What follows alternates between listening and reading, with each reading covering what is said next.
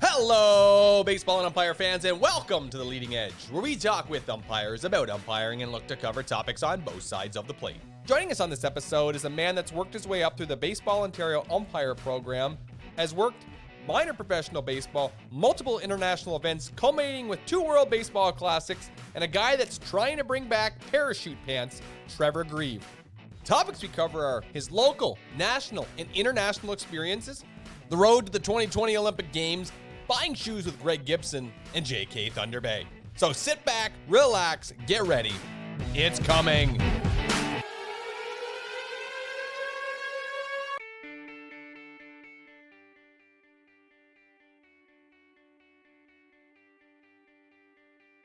Interesting 1990s movie facts that you might not have known, but soon you will.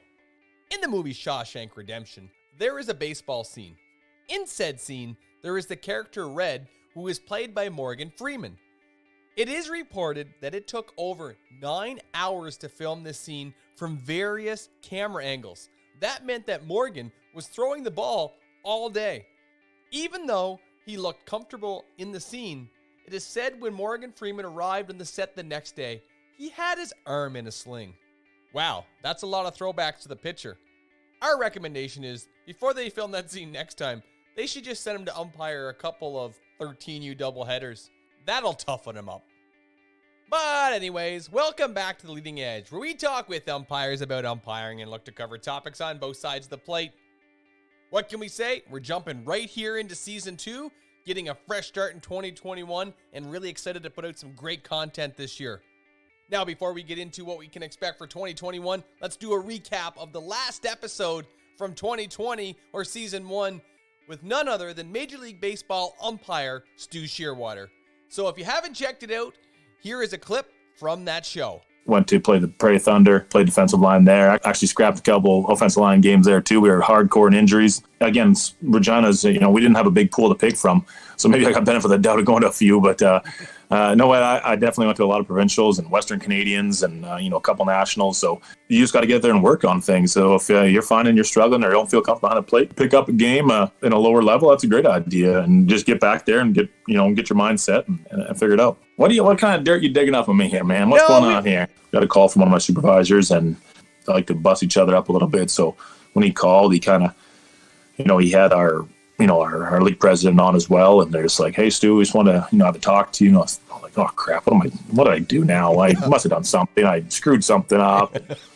Am I getting released? I didn't know what was going on." And they kind of really lead you on to you've had some things to work on, and you just haven't quite got there yet, and so now they're really bringing you down like you did something crappy, and then he broke through, after you're pretty much, I'm at the floorboards of the car, the rental van or something. He eventually told me that I was going to go to LA to work my first series. So it was a pretty cool experience to get that phone call. That was something that I'll never forget. Wow. How can you forget the first time you get a call to work a major league game? So thanks once again, Stu, for coming on and sharing with us those stories and so many others. So if you haven't got the chance to listen to it, head on over to Spotify, TuneIn, Apple iTunes Podcast, Google Podcast, Amazon Alexa, anywhere you really get your podcasts, and check it out. Okay, before we get into this week's show, let's just give you a quick update on what's happening around here on The Leading Edge and what you can expect. Now, last year we got into the habit of dropping a show almost every week there for a little while. What I'm gunning for this year is to drop a show every 2 weeks or so. We're going to try this schedule for a little while because it takes a little bit more time to edit, and it won't make me feel as rushed to get the show out. Okay, great, that's out of the way. Let's get into this week's episode. Now, without further ado, Leading Edge Entertainment is proud to bring on an umpire that started working in Baseball Ontario, has worked minor professional baseball, the World Baseball Classic, and various international championships, is Baseball Canada's umpire representative for the 2020 Olympic Games in Tokyo, Japan, and a guy that can set you up with a real good deal on Tupperware if you're looking, Trevor Grieve. Trevor, welcome to The Leading Edge.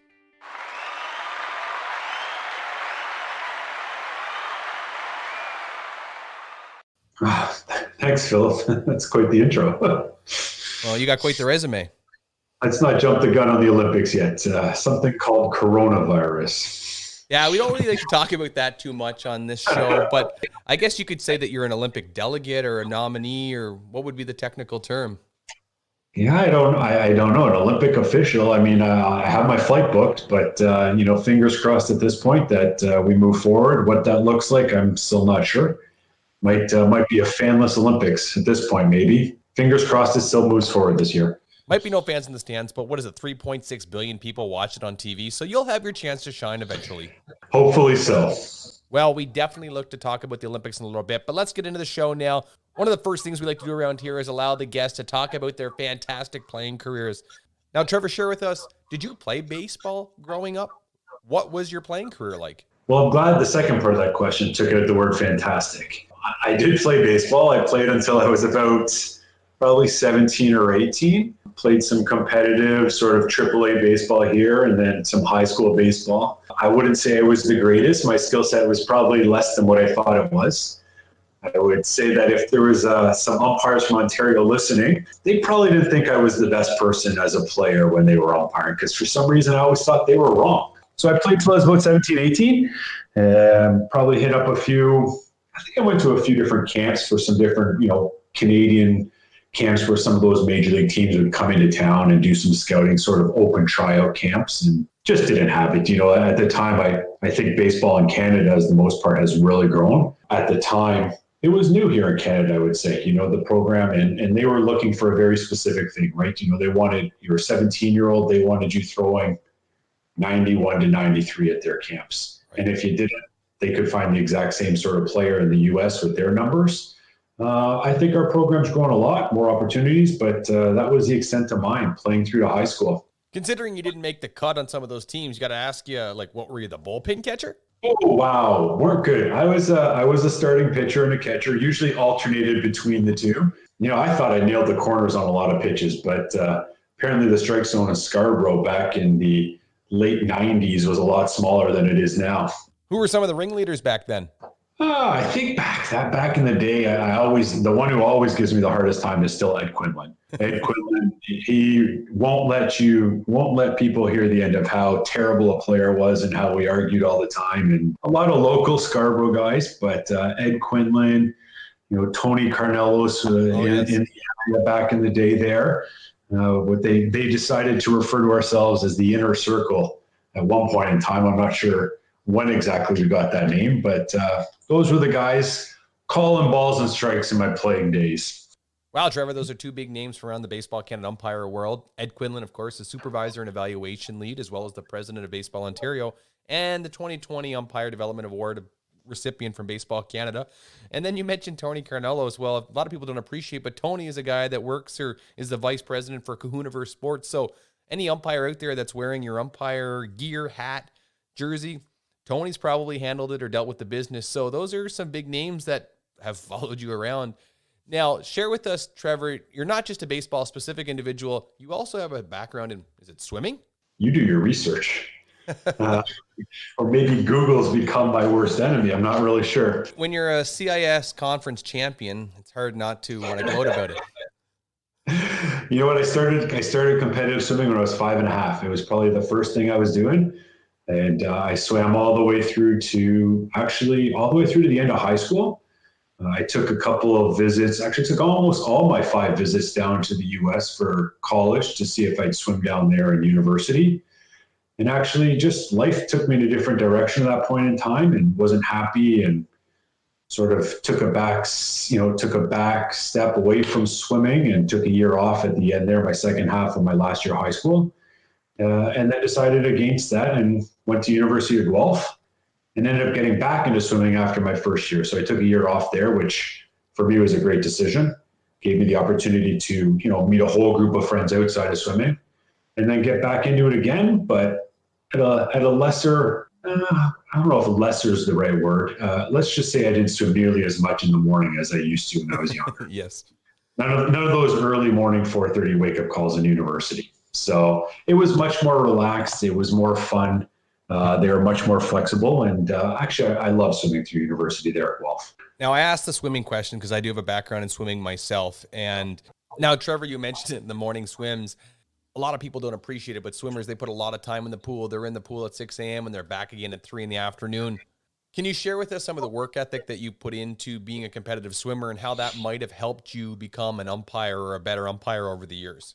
Yeah, first of all, I'm going to give a shout out to my parents because you talk about commitment to those 4:30 morning wake ups. Until I was 16 and got my G2 driver's license here in Ontario, and there was a car waiting around the corner, so my parents didn't have to do that much longer. I owe a lot of credit to them to get me to those early morning practices. But you're right. In terms of focus, I think swimming, you have people in the pool with you, but a lot of that time is spent in your own head, right? You're up and down the pool. You just go into a sort of a zone while you're going up and down and thinking about all kinds of different things. And I guess the comparison to that is, on a baseball field, we love to get together in between innings and stuff. But for most of the part during the game, you're by yourself. You really got to focus on staying in the game because before you know it, you take your eyes off the ball, you snap out of it something. We've all done that. You look up and a pitcher's taking his foot off the rubber and you think, oh my God, did he just step off? Did he balk? How did I miss that, right? And so that focus, and that did it. And I think the other thing was just hard work. It's all those years, that it's hard work. And I think that applies to just sort of life in general for everybody, right? It's one of those things that makes you a better person. You put all that effort in and you see the rewards. And no matter what we do in life, I think of baseball too, but putting in all those summers of 125 games, getting the experience, then heading to umpire school, and they all run parallel in that sense, if that makes sense to you. Oh, no question. And all the hard work eventually paid off, like I said, to becoming a conference champion. What was your specialty? Well, since you have a swimming background, I can say I swam the IM the most. So I had a little bit of background in everything. Jack of all trades, master of none? Pretty much. When I was 11 or 12, I'd say breaststroke. And then I had this crazy growth spurt, and all of a sudden I couldn't swim breaststroke anymore. And over time, I became a backstroker and butterfly, and then transitioned into university where 200 meters was way too long. 100 meters seemed a lot more appropriate at that point in time. So I stuck with the 200 IM and 200 back, and those were two of my strong ones. I finaled at CIS, like you mentioned, in those two, but really enjoyed things just like the 100-meter butterfly and backstroke and some shorter stuff, a lot less work. That fly is not easy. It doesn't matter what you say. Usually the growth spurt helps those guys with the fly. Well, I have been working out, but in all fairness, I'd look over in the pool some days and those guys were jacked. Oh, yes. Think like, what am I doing here? Yeah. Scrawny little guy. I was no Michael Phelps. Let's put it that way. No Michael Phelps. That's fair. I was going to ask you what your specialty was. Oh, I know you're asking the questions, but you caught my interest. Freestyle. I was more of an endurance guy. I did some minor competitive swimming, nothing at your levels at all, but then eventually got into endurance swimming, and I've competed 3 Ironmans, lots of time in the pool. If people could see me right now praising you, I'm dropping it. There's a lot of respect right there. That's impressive, to say the least. Why, thank you. But I prided myself more on the buoyancy aspect of the extra. Hey, what is it? I think the first swim part's 4 kilometers, isn't it? 3 point, technically 3,800 meters, but when you get in the open waters, it's not necessarily in a straight line. You're not chasing black lines all day. So the good buoyancy is not getting you through that then, just so you know. No, fair enough. I appreciate that. But the goal in that one, I always say, if you get on the bike, you can coast. If you get running, you can walk. But if you stop swimming, you're kind of drowned. So you just got to get through it. Very good. But this is about you now. Let's move on. Why did you get into umpiring? Money. I love it. How's that for a quick answer? Love it. It's the most true and honest form of why we all do it. 16, 17 years old at the time. On nights I wasn't playing, I got asked to go to the local diamond and help out and start umpiring. And at the time they provided some equipment, and I don't even remember what you're making, $15 a game, something like that. But every penny counts, and if you're sitting at home doing nothing. So the short answer is money. Got in to try and make some money in the summers, put some stuff aside. And then as I got closer to university, you'd be working 125 games or so, and all that money would be paying for, God, guys who do it now, I look back and think, how did I ever do that? Doing whatever you did in the day, and then you go out and every night you're working a game. Or all due respect and credit to the guys out there that work those tournaments on weekends with 4 games a day. I don't know how you do it. I really don't. But I started it and loved it, and sort of got its own set of legs from there. Have to ask it, but I can probably guess the answer. Do you still do it for the money today? No. You know what? I do it for the people. I love the time that we get to spend together. It's about, shooting the crap before the game, sitting in the dressing room, people you haven't seen for whether it's, a couple months or a couple weeks, and that hour you get to spend ahead of time and in between innings, assuming nothing's gone on in the inning previously, of course. And then after the game, a couple wings, a couple pops. And I'd say in the last few years, obviously the travel, right? I've done a lot more stuff, like you said earlier, with WBSC, and sort of a give back, and, get to travel and meet new people, and still stay involved with umpiring, but just from a different perspective. That's all. Well, there you have it, people. Trevor Grieve is a man of the people. I don't know if I'm a man of the people, but you know what? I've enjoyed umpiring. It's given me a lot. It's really given me a lot. It's getting to the point where it's soon my turn. Well, I'd like to think I've given back over the last 10 years, but moving forward, even more give back. That's the plan. So that is the beautiful thing about umpiring and about the game of baseball, is the camaraderie and the people that we do meet, because the $50 brings you there the first time, but I think it's your partners and it's the opportunities off the field that really keep you around. Absolutely. It's the tournaments, and even, I'd say a national championship, but even more local than that, it's your weekend tournaments. Some of the best memories I have were literally before I'd gone to umpire school and any of that. In Scarborough, you'd have a weekend tournament, or we used to host the Ontario elimination tournaments, which was the weekend, and everyone would get together. You'd all meet at the ballpark at the end of the day, and you do crazy things like alternating jersey colors on the field, stuff that nobody would recognize if they weren't looking. And then you'd go sit there for the night and spend a couple hours chatting and learning, and especially as a young umpire, asking questions and listening to the war stories people are telling. And as you get older, the same thing happens, even at the national level. So whether it's, your local association, that's what it's all about. Oh, no question. A lot of people have the opportunity to umpire at a provincial, national, international level. But the most important thing to seeing an organization survive is making local connections. Something has to bring you back to the ball field on a Tuesday night, after a hard day's work. And it's those local connections that really keep people around the game. Absolutely.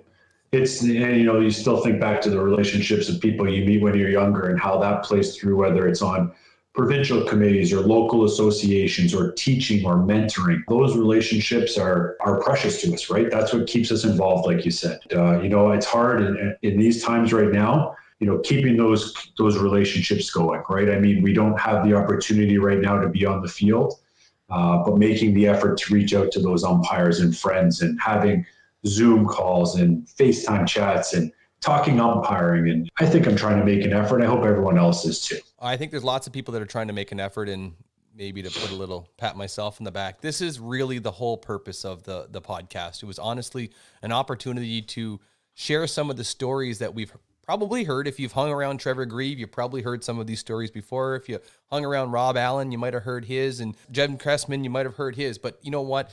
It's the opportunity to share those stories, because there's some fantastic stories out there with Canadian umpires. Well, to your point there, for the record, you've never heard all of Jim Cressman's stories. I guarantee that. Yes. And I know you also had Ron Suchuk on, and I guarantee you haven't heard all of Ron's stories either. And even if you had, you probably could come up with some others and you'd believe them if they weren't true. Oh, no question. Those two guys are definite storytellers. Usually we try to keep the show to an hour, 15 minutes, and I had to give both of them 2 episodes. So what you're saying is I should shorten my answers a little bit here. What I'm trying to say is that the former Olympians kind of talk along. But they've been around the block, so they're given the opportunity. So that could be you someday. I think what you're doing is great. I've had the opportunity to listen to several of them, and top notch, top quality. I really appreciate that. But the show is about you, so let's get talking. You mentioned Ontario championships, provincial championships. What are some of the leagues or championships that you've got to work in Ontario, and some of the fun memories you've had from them? You know what? I think a lot of it, at some point in my umpiring career would just sort of be that provincial elimination championship. I really do have a lot of fond memories of back in the day, those provincial championships. Don Gilbert used to be the supervisor of umpires here in Ontario. Local guys, Ed Quinlan, Tony Carnelos, Chubba Vague, some old school guys, Gary Grinton, John Jackson, who moved out to Alberta, the Chris Wilhelms, Chris Nortons of the world that, from our area, we all got together and worked those tournaments, and you committed to that whole 4-day weekend, right? And it was every night you got there, and it was a great event. And then by the Sunday, you'd get the semifinal assignments, and then everyone would be at one ballpark. And what I really remember most is that all the umpires that weren't umpiring were still there watching, right? It was such a supportive group of people. And then over the next few years, I have to give a shout out to the Dale LeGros and Ben Mercier of the world, and eventually putting me in touch with, Keith McConkey out there, the St. Catharines guys. But, I affectionately refer to Dale LeGros as Gramps, and I have probably now for close to 20 years. But him and his fabulous wife, Nancy, they opened their house to me at some point before I got into professional baseball. And I think back to spending weekends in St. Catharines and working tournaments in Welland, and they'd open their house in Jim McMillan, and we'd all be there crashing, and probably one too many pops during the night, and maybe one too many swims in the pool late at night. This is a famous Leading Edge post-show edit. I don't know what it is about umpires and jumping in pools late at night, but if you want to hear more about it, check out the top of the fourth in season 1 with David Cass, and he'll fill you in about jumping in pools late at night. But anyways, back to the show. Those sort of events. And, in terms of leagues, I think in Ontario, we're not really as focused as you guys are out west. I think out west, there's a lot more specific leagues that you have. We definitely have the Inter-County League, which back in the day, and it's still one of the prestigious leagues we have here in Ontario. But I remember getting welcomed into that and working down at Christie Pitts there downtown, and you'd be sitting there and there's no stands. It was free admission, but they had a great crowd and a dumpy little dressing room. But working those games, so that would probably be the one league that I worked the most after, your sort of local Scarborough association leagues and tournaments. That's what I really think of, those weekend tournaments in St. Catharines where everybody was welcome, barbecues in the afternoon, you'd spend an hour after a game, walk back over to the LeGros, and then all of a sudden you're back at the ballpark. And those were the crazy days where I would work 3 games a day. Don't ask me to do that now, but the old joints could handle it back then, not anymore. Yeah, I don't know. Something happens as you get older. Not sure what it is. Me either. But Ron Shuchuk, you mentioned him. He has the fountain of youth. That guy's still kicking at 80-some games a year. It's impressive. Yeah. Impressive. Now, you mentioned a lot of names there, and there is one name, and you've talked about him, but I just have to shout out Dale LeGros. I've had the opportunity to meet him at a national championship, and what you're saying and what I've experienced is 100% authentic. I'm so glad that you mentioned him because I've had the opportunity, and it's been a while since I touched base with him, but I have a lot of respect for Dale, a real nice guy. A lot of respect. And you say nice. I'm going to go a step further. He might be the nicest guy I've ever met. He would, I hate to say the phrase, take his shirt off the back for you, but him and Nancy, they would. Both of them. You could need one shirt and you'd have 2. I remember them. They would drive across the border when I was in the minor leagues and come down for the weekend. They also came down with another umpire, Jeff Rose, and his wife, Robin. And, having that local support, being on the road and away from home, it meant the world. They were my second parents, if you put it that way. I love to hear that because, we've heard for years and years, and to not be gender specific, the brotherhood, but I like to refer to it as the family of umpiring. And I think that's what brings me back to the field. And every community, every organization has one, but I think it doesn't matter where you are. If you're an umpire, you're part of that family. And absolutely, it is a family. And, you say that no matter where you go in this country or within a province, umpires are knocking at the door to your dressing rooms. They just want to come say hello.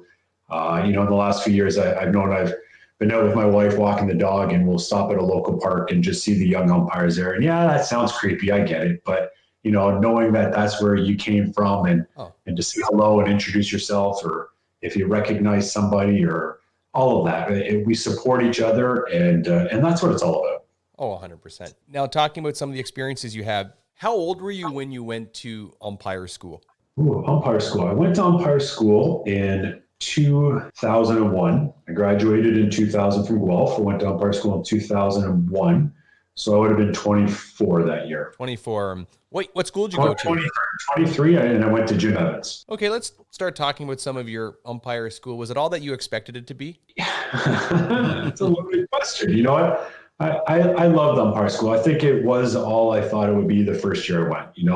You can ask people what it's all about, but until you get there and you're surrounded by 130 people that year at Jimmy's, I think it was about, that are there to all learn umpiring, right? And everyone comes from a background and you're supportive of each other, even though it is competitive, but again, you can sort of recognize that some people are there just to learn. So that competitiveness sort of goes out the window, but learning from guys, it was fantastic. And I actually had the luxury of teaching at Jimmy's the following 2 years after I got my job. So wow.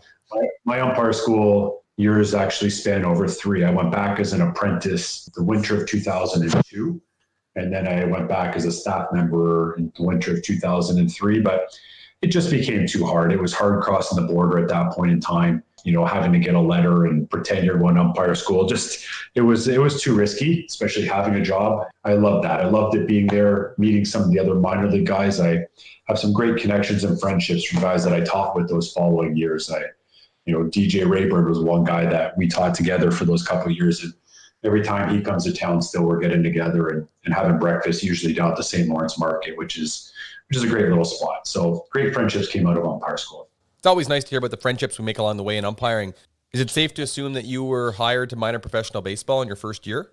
It was. So I went in 2001. It was a small year because if you remember 99 at the time, they had hired the mass resignation and only brought so many. So I think the year that I got hired, they only hired 23 people that year, which is a pretty low number. Okay. Usually, 35.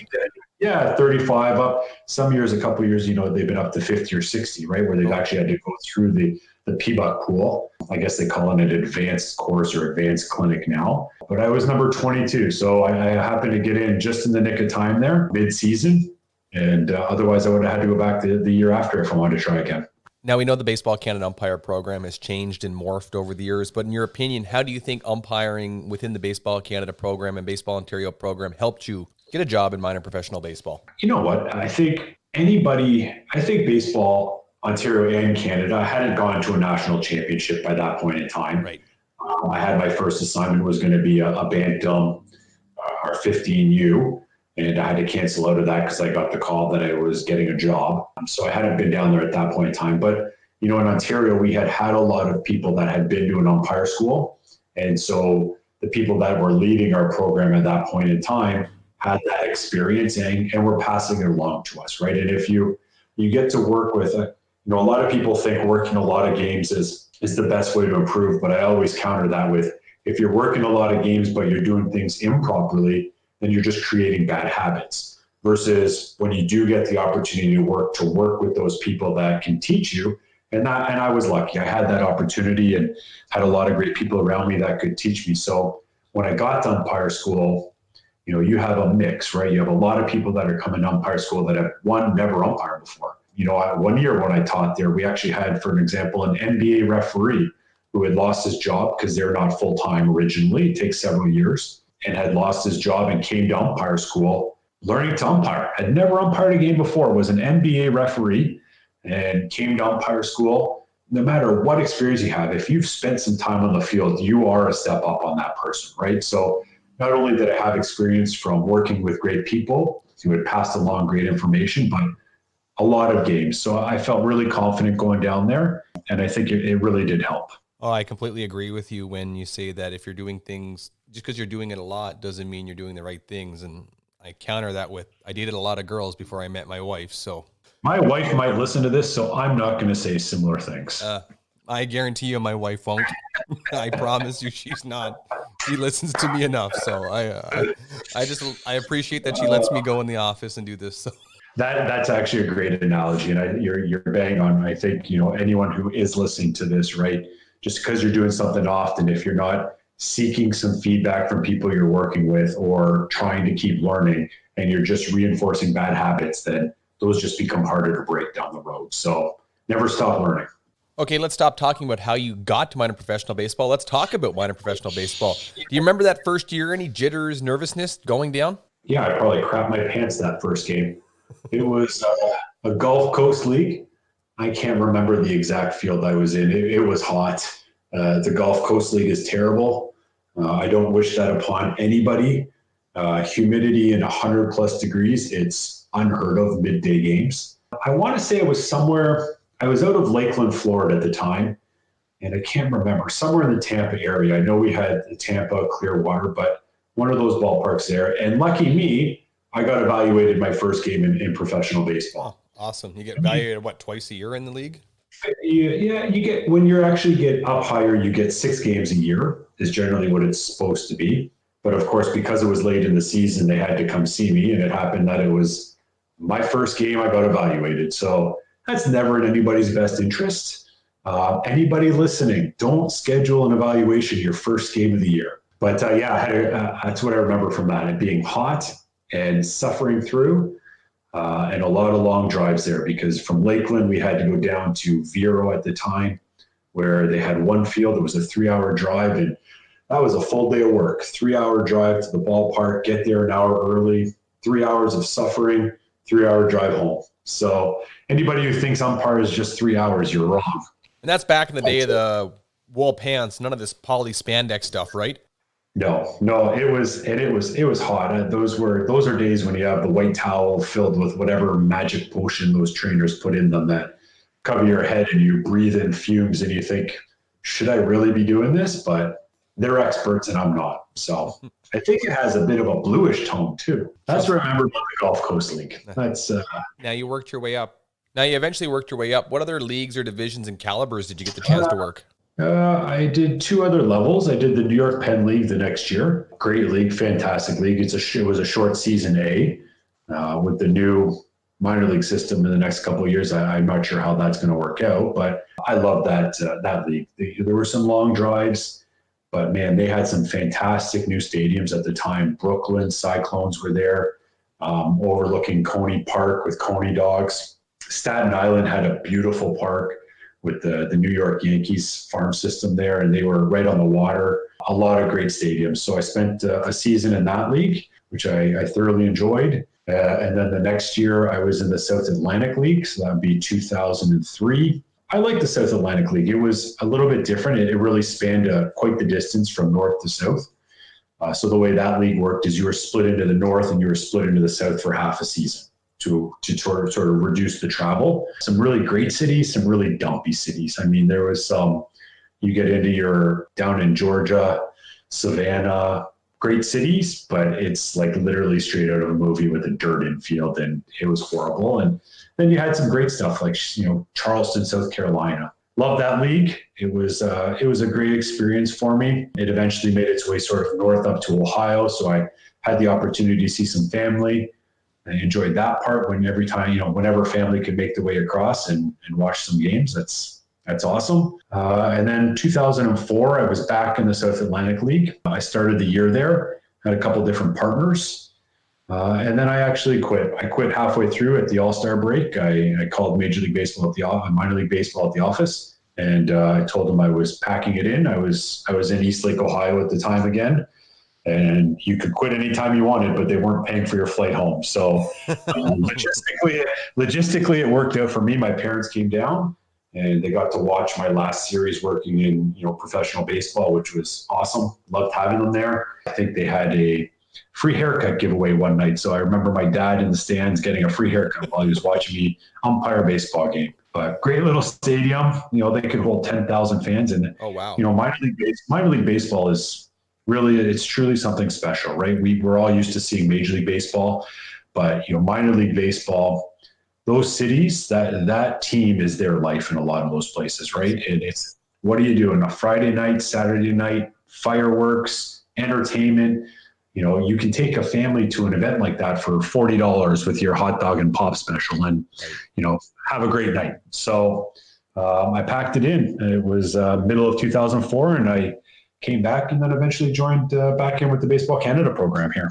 Well, you mentioned that this is the lifeblood of some of these cities. I do feel for the changes that are happening now at the minor league baseball based on the Major League Baseball recommendations, because you do read this and you're reading some sad stories of what's going on. And I don't really want to put you on the spot, but I just want to say, like, we know it's kind of like what hockey is up here. You take away some of these major junior teams, you're putting nails in the coffin in some of these towns, essentially, or morale-wise at least. Yeah, you are. And a lot of these, I really hope a lot of these cities will keep their programs. I know they're going to start a lot of college ball, like wood bat leagues and some other, leagues that sort of filter in players at that lower level. But, there's something to having a team that's affiliated to a major league team, right? Sure. And making those connections. And now you're just a team and just another league. And so I do hope. I also feel for all the minor league umpires that are currently in the system right now. Yeah. I haven't heard. I mean, I've asked around to a bunch of people I know if they have any ideas, and nothing's really come out yet. What's going to happen to them? You're cutting out, a third of your leagues. What are you going to do with those umpires? Are they going to switch from a 2-umpire system to a 3-umpire system, or are they just going to not replace them this year? And who knows? A lot of changes coming in the minor league system, but it'll work itself out, I hope. Yeah, you're right. And you mentioned the mass hiring of 1999. I think another one is going to be 2020. There was a lot of movement up to Major League Baseball, so it'll be interesting to see how much stagnation there'll be within the minor league ranks over the next couple of years. And I've said that to everybody. It's not that I didn't enjoy myself living on the road. That was really what it came down to. You're on the road. I felt like I missed a lot of stuff. I missed my family. I missed going to weddings. I missed, being a best man. I missed grandmother's death. Those are things that, when you get into minor league baseball that you're giving up. And I didn't want to make that sacrifice. And truth be told, to me, it was just a reality in terms of the numbers, right? So in 2001 to 2004, when I was in during that span, there was one job given out at the major league level. And I think if my numbers were right, we were about 230 minor league umpires. Yeah. So 1 out of 230. And I just said to myself, it's just not worth it, right? I could be 30 at that point coming back and not have a job, and then having to look for a job, or 35. And, I thought, well, let's go back and sort of put some roots down and see what I could do. And like this, we're talking about umpiring in Canada right now. We have a great program. And you can still umpire and do something that you love, and you can be a little more selective about it, right? It's not question. 3 weeks in a row with one off day on a Sunday sort of thing. So right. You can bring back a little bit of the love of umpiring and not just the job side of it. Oh, no question. And that is one of the beautiful things about the Baseball Canada program, is it lets you stay within the umpiring world and do something you enjoy because you enjoy doing it. But since we're talking about it, share with us how many national championships in your work within the Baseball Canada program? I have umpired at 5 national championships, and I think I've supervised at 5 more, maybe. Okay. 11, 13, 14, 16, 18. Yeah, 5 more. Wow. 5 more, and then a few T12s and that sort of stuff from the international side since we started that program. So I think in total 10 nationals. And, I'll be fair, I got to give a lot of credit. And, I think we'll ultimately touch more on some of the international stuff later, but I have to give a lot of credit to Baseball Ontario, right? And, if people listen, I apologize. I cannot for the life of me remember everybody who was on the Baseball Ontario Umpires Committee at that time. But back in 2006, when I got back into the program, we were under the old 4A, 4B, 5C, 5B, 5A program, if you recall. Yep. And the only way to become eligible for an international assignment was to become a 5B. So you needed to do 3 major championships. The committee here in Ontario, God love them, they gave me 3 major championships in a row when I got back in. So 6, 7, and 8. And that made me eligible. And frankly, that opened up doors, because without that, I wouldn't have been in the right place at the right time to meet certain people and progress, right? A lot of it is luck. It's being in the right spot at the right time and having put in the hard work when you get to those opportunities. So I'm going to take you back to your first championship. We might have heard about it on our last episode. Guy by the name of Stu Sherwater told us he might have had the gold medal plate in that championship. That's true. That's right. It's good old Stuart, huh? Yeah, he didn't want to talk about it because he said he didn't really know how to handle it, but potentially a throwing incident that you had to handle and Stu sat in the corner and cowered on? Funny enough, I have a very good recollection of that incident. I'd love to hear it. If we ever need to see the VCR, I even have the VCR of that game too. So, maybe down the road we'll have to post that somewhere. But it was the finals. We had an incident actually, it wasn't a throwing incident. It was an incident at first base involving the aforementioned Stuart Sherwater, where they it was a 5-0 game. This is one of the few games that I really have a good recollection of, and I'm not giving Stu any credit for that. We always remember everyone else's faults. That's how it happens. It was a 5-0 game that they blew a lead. It was Quebec, and it was the home team. It was Guelph and Quebec, and they blew a 5-0 lead. It was 5-5, and for some reason we were in extra innings, and they continually were throwing over to first base. They had a runner on first. They were continually throwing over, and the guy was laying down pretty solid tags on the guy. Yeah, hard tags. And I mean, he was starting to smoke them.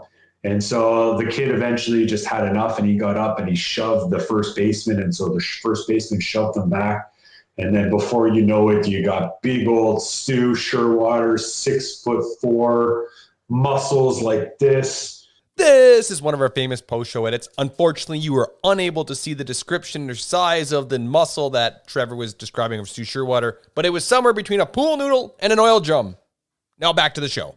Headed in the middle of them, trying to separate them, and you got me. I think I had a beard at that point. I'd given up on my appearance, but running down the first baseline to help out, and I recall a lot of yelling at benches to get back. And thankfully, we had a Quebec umpire in the middle of the infield there, Martin Gravel, and Martin Gravel was able to speak a little French and help us with the Quebec bench, and so. No throwing incidents, but some pretty hard tags and some solid umpiring by the first base umpire, I have to say. I love it. That is almost a textbook story or incident that happens at a lot of 21U championships. Yeah, that was a really good championship. And again, you mentioned earlier, one of our supervisors at that event was Dale LeGros. We actually had 3 Ontario supervisors that one. Dale LeGros, Ben Mercier, and God love him, Dave Laborato was the third one there. So it was a really good championship. Great city there, Guelph. I mean, I'm partial since I went to school there, but you want to send me back there for national, I'm in.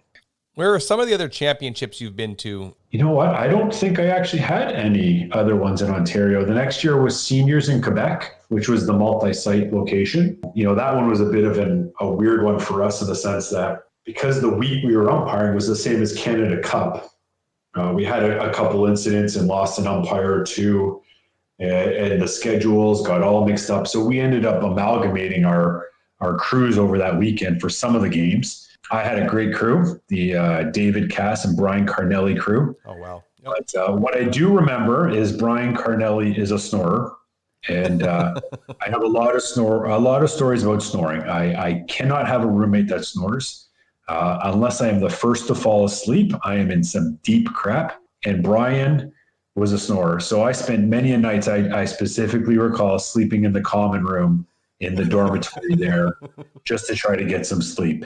It was an adventure. The other story I remember there, and I always get blamed for Chris Wilhelm for this, was I went out one day, the pillows were awful, and I went out and bought a pillow at a local store, and I tried to give Chris Wilhelm directions as to how to get to that same store. And well, he might not be the sharpest tool in the shed, Chris Wilhelm. And he ended up getting onto the wrong bus and missed his exit and ended up on the other side of the city and almost missed the game. And somehow that became my fault. So, that's one story I definitely remember from there, Mr. Wilhelm.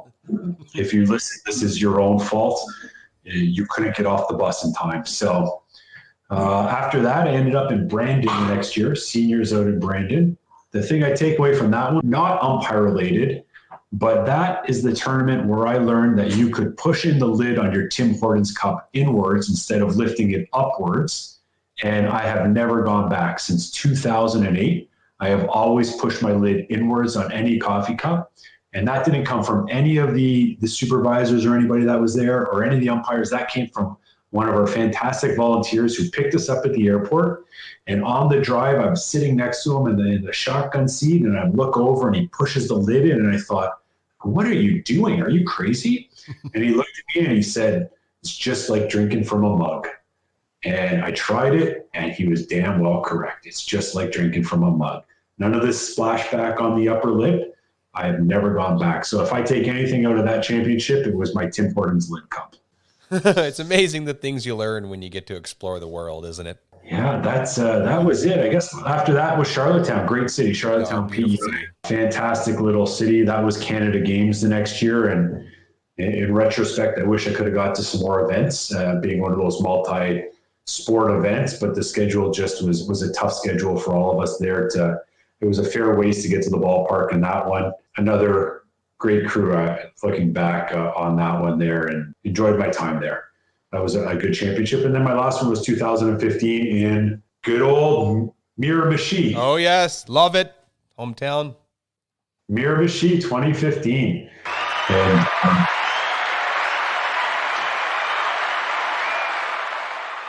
round of applause. Yeah, that was, that was one of my favorite championships. It was, man, those people turned out, by probably a couple thousand for that last game there. And any time that the home team from Chatham was playing, it was a solid crowd. Great little stadium, great little field to it. And our hotel was fantastic. We were literally right on the river there. What was it? The Rod Hotel there. The Rod on the Miramichi, just near Water Street. Yes. And, I love that one. We found a little great restaurant on Water Street. It was an old pub, an Irish pub. O'Donoghue's. O'Donoghue's, yes. Great little backyard. And, we loved that one. That one there, I had a fellow, what would you say, Saskatchewanian? What would be the right term be? I'd say he's a Saskatoonian. A Saskatoonian, Scott Mills? Yeah. Saskatoonian. Yeah. Once you move out here, you get the language down, but it's a Saskatoonian.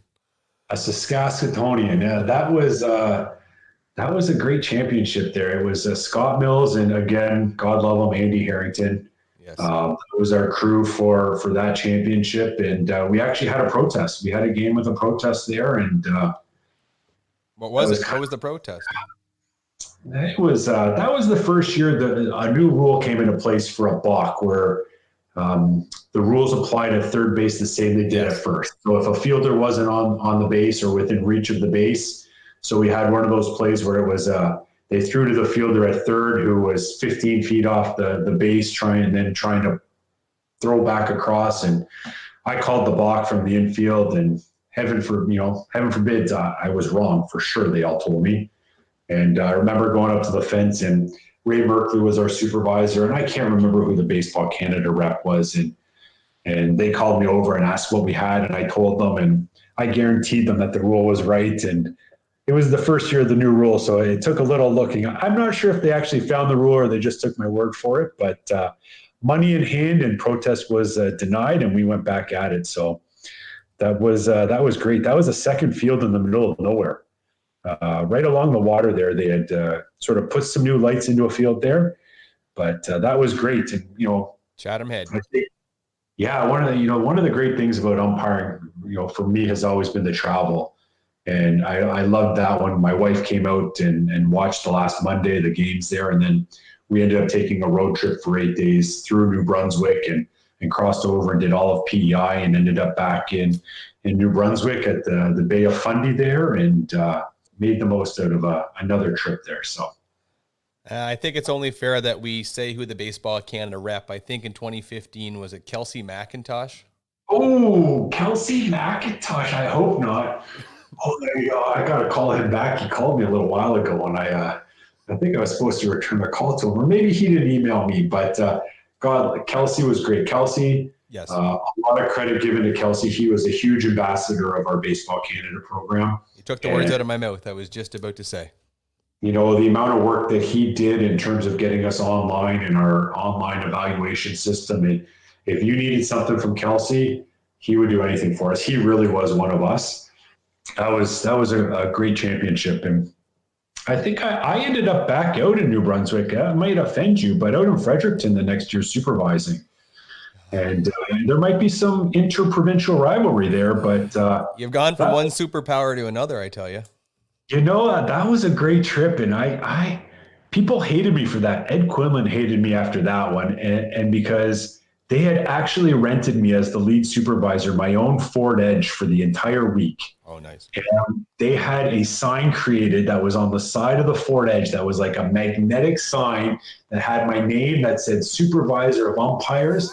And I took so many selfies of myself beside that, and I just kept sending them back to each of them. And I think they're getting very irritated. And I actually kept it and brought that home with me in case I ever needed to pull that back out on the side of the car. But it was slightly embarrassing with it. But you know what? Hey, got me great parking spots. And if I could rub it into some people like Ed's face, it was awesome. He was jealous.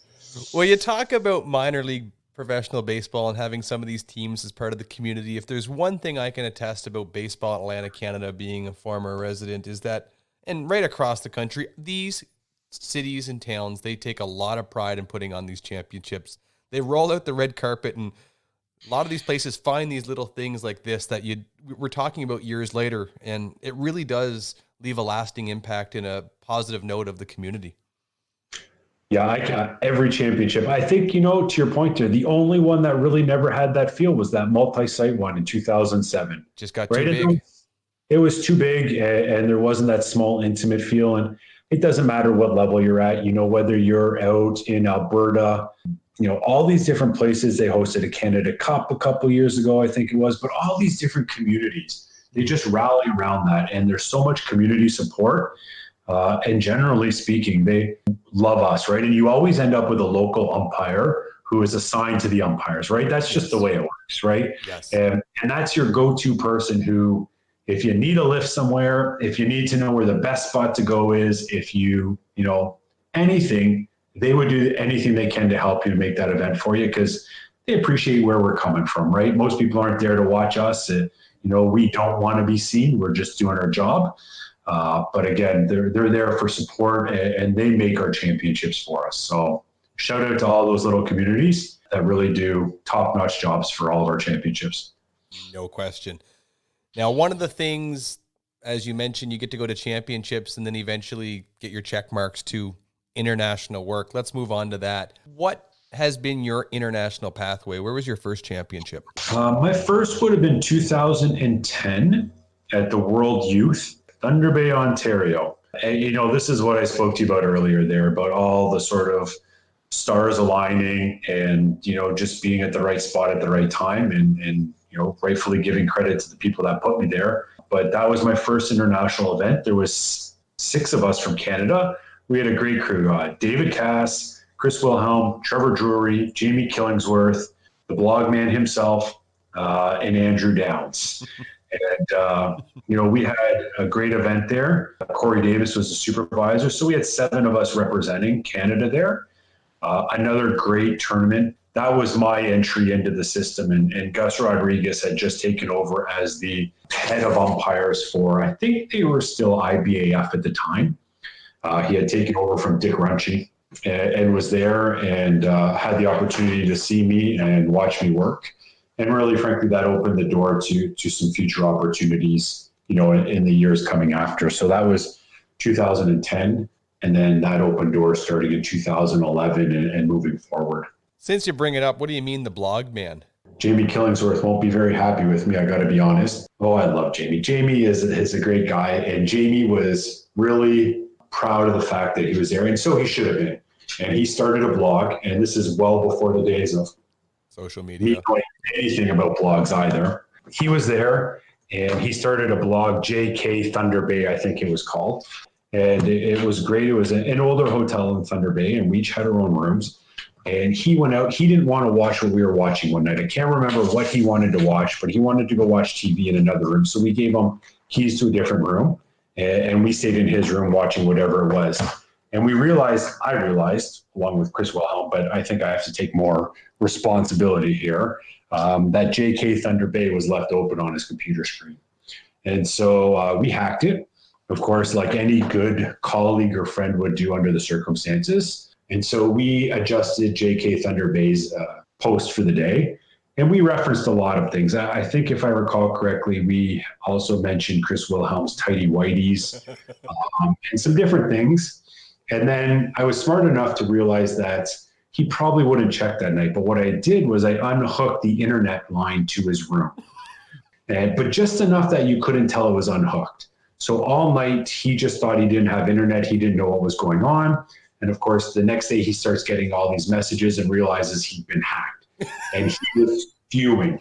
He wouldn't talk to me at breakfast the next day. He was so irate. He posted about how the fact that he was, that he got hacked and it was my fault and Chris's fault. And he was upset because a lot of his colleagues, he taught at University of Guelph there, and a lot of his colleagues and his family had been following his blog, and we all had a good laugh. And I think anybody who would have read it knew that it wasn't Jamie speaking on that. And probably in retrospect, he probably has had a few good laughs about it, but at the time he was pretty upset. So we hacked JK Thunder Bay, and that was a highlight of that tournament for sure.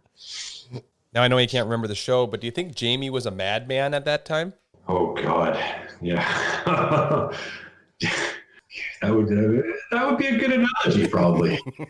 Oh, another great guy willing to do anything, and really has contributed to umpiring in Guelph in that area in our own province as well too. So I'm not sorry I did it. I thought it was hilarious at the time, and if we can't look back and laugh now, then what can we do? So I think it's hilarious in 2021. So definitely worth it. The irony of it is, I didn't even know what a blog was probably that time, and then a few years later, here I am starting my own blogs, and now I've put them all into books as good memories. So he was at the forefront of the blogging. Pioneer. Let's move on from 2010. What was the next championship you attended? 2011, got a call along with Rob Allen. We went to California. They invited us to a sort of a mini camp for potential selections to the World Baseball Classic. And we flew down there and had the opportunity to learn from some great umpires, Ted Barrett, Larry Young, did a few games for them, did some college games. And so that made us eligible for the WBC. And then I actually had a call from Larry for the 2012 World Baseball Classic qualifier in Jupiter, Florida. So that's where that started, September of 2012. And that was the first qualifying tournament that they had for one team. So the way it worked at that point was three teams were assigned based on the 2009 Classic. And then they did a qualifying tournament in 4 different sites for one more team into each of the pools.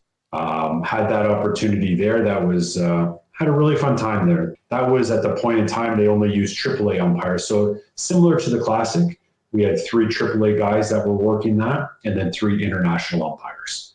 And so I think back, the 3 AAA guys at that point, Quinn Wolcott, Chris Siegel, and Sean Barber. Yep. Two of them are full-time hires, and God, Sean definitely deserves it. He's one of the best umpires out there, I think.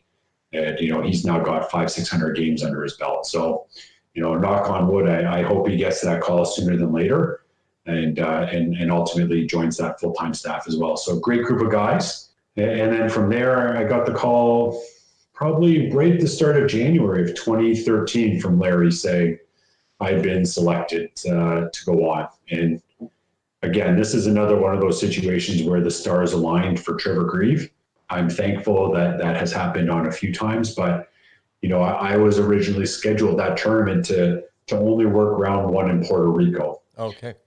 And it turned out that the Puerto Rican Professional League, the umpires were striking, and they weren't sure that they were going to rectify their situation in time before the Classic. And as a result, Larry didn't want to take any chances. So my assignment actually got switched a couple of weeks before I was scheduled to leave. So instead of going to Puerto Rico for round 1, I ended up getting assigned to go to Taiwan for round 1 and then round 2 in Tokyo. Okay. So my Puerto Rico turned into a 20-day trip to Asia at that point in time. And so honestly, it's the stars aligning. It was a fantastic opportunity for me. And And then I got lucky there because at the WBC, from the international umpire side, the major league umpires at that point all applied to go to the Classic. Okay. So they put in their whatever they wanted to be considered for, where they wanted to travel to. And so they were selected for that.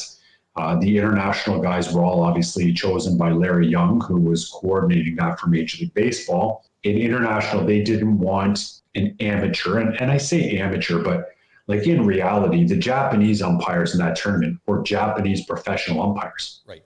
You know, they're working 100 games a year in their professional league. The Korean professional umpires, these are all professional umpires. So I should say international instead of amateur, because a few of us were amateur umpires, but the others were international. Okay. And as part of that, they didn't want international umpires to umpire their own team. So Japan, as you know, has a very strong team. They've probably been in the semifinals for the last several years of that tournament. And of course, they made it through again. So the way it ended up working was I went from Tokyo. I got called while I was in Tokyo by Larry asking me to go on to Phoenix. So I went from there to Phoenix, where spring training was happening because of the time difference between the two venues. The North American sites in Central America were behind a couple of days. Okay. So I flew there with a Puerto Rican umpire, Carlos Ray. Okay, yeah. And so they ended up having us work a couple of spring training games in Phoenix, Arizona while we were there, just to keep working, because those teams needed some games to keep playing. Right. And so we worked those two until they determined who was going to be coming from the other pool. So then, as it turned out, that year Puerto Rico qualified by process of elimination. Carlos Ray, therefore, was no longer able to go. And so I slotted into the finals with the other umpires that were already assigned to go. So we had a Puerto Rican strike, followed by Japan qualifying, followed by Puerto Rico qualifying, which resulted in the Canadian umpire being in San Francisco for the finals. So I got lucky. I don't know what else to tell you. That was my path for that championship, and that was a great experience. That was I blogged it, and I know a lot of people did follow that, but that was basically a month off. I took a month off work, used all my holidays for the year, and went from Taiwan to Tokyo to Phoenix to San Fran to home. So that was end of February. That was basically all my March of 2013. Right. And great guys, great crews, great guys. I mean, you look at the finals crew that year. I mean, the late Wally Bell, Ted Barrett, and Bill Miller, who was the 2020 crew chief of the World Series. Like, those are names that kind of stand in infamy, if you could say. And you say that, but I think back to that every crew, considering it was, optional, elective from their side, but, I started in Taiwan, had Paul Emmel, Greg Gibson, and Lance Barksdale. Oh, yeah. My next crew in Tokyo was Jerry Davis, Alfonso Marquez, and Chris Guccione. Oh, geez. And they're the three you've listed. So of the 9 guys, I mean, we're not even talking new rookie umpires in the major leagues. No. Like, those guys are all, seasoned veterans at that point, and they were all great to be around. Very different dynamics at each of the different venues. Round 1 was Taiwan, and those guys all came by themselves. They didn't bring any partners or spouses or anything. Okay. So we had a lot more time to be social, a lot of nights drinking up on the roof. We had a Cuban umpire who brought 50 boxes of a box of 50 cigars, and I would say moonshine, but he called it something else from Cuba. And one too many headaches the next morning, overlooking the city of Taiwan on a rooftop bar, which was unbelievable. But then the next round, both Chris Guccione and Alfonso and Jerry actually all had their wives there. So a very different dynamic. They had brought their wives because those umpires had actually worked round 1 also in Japan. Okay. So because they were going to be there for 14 days, they brought their wives with them. But just a different dynamic in terms of, what we were doing or going out. Still had some nights karaokeing, and, I actually developed a great relationship from that tournament with Buck Martinez. Oh, wow. He was there doing the broadcast for MLB Network. Yep. And knowing that I was a Canadian umpire, actually made his way down to the dressing room to meet me and introduce himself one of the first nights we were there. And then instead of sitting in my hotel room, any night I wasn't umpiring, I'd use my pass to get into the Tokyo Dome. And, at one point there, got invited up into the booth and was able to watch them while they were broadcasting and see how that worked from their perspective, and just walk the whole Tokyo Dome. It's Asian baseball is its own world. Yes. North America is great, and some of these cities, I think back to the days when you watched, the Atlanta Braves with the tomahawk chop. That was the big thing that we're doing, and all in unison. But in Asia, it's 9 innings of that. It is 9 innings of singing and dancing and waves, followed by people with whistles when the foul ball goes off, and warnings in between innings about if there's an earthquake, stay in the Tokyo Dome, you're safe there. And you could literally feel the floor bouncing. I enjoyed just walking around. And day one, I was on the field and I was sort of listening to it all. And I couldn't figure out how they all know these songs. But I finally realized when they come in, they hand them out an 8.5 by 11 cheat sheet. No way. And on the cheat sheet, they have the lineup of everyone's names and all of the songs for each one of them. No way. So all the lyrics are listed on this little cheat sheet. And, I took a picture of it to show everybody at home. And usually it starts out in the right field, bullpen area above there, the bleachers.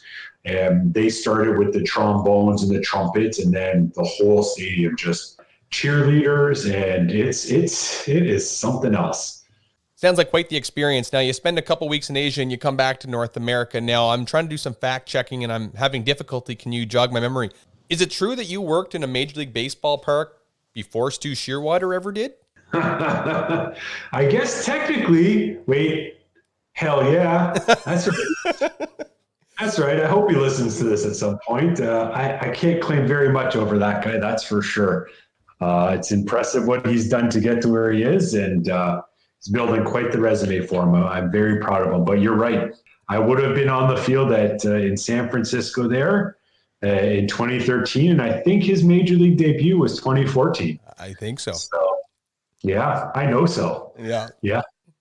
That's right. Yep. I can't hold much over top of that guy, but I guess I can say I was on a field first, and I don't think he even would have had a breakout game before that yet.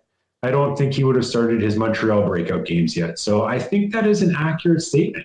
And if it's not, I'm going to hear about it as soon as you post this at some point, and he has the opportunity to listen. So I'll take it.